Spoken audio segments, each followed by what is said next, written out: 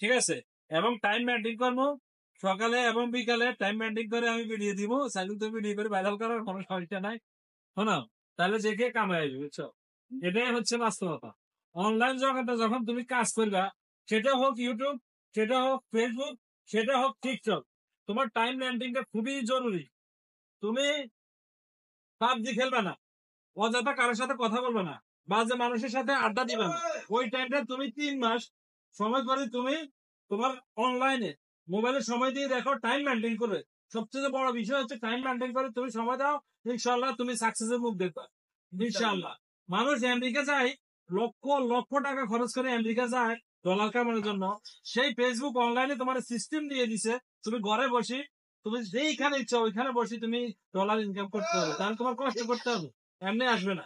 বুঝছো? আমার কথা অবহেলা করবে না, কথাগুলো মনোযোগের সহিত মানার চেষ্টা করবে। ওকে।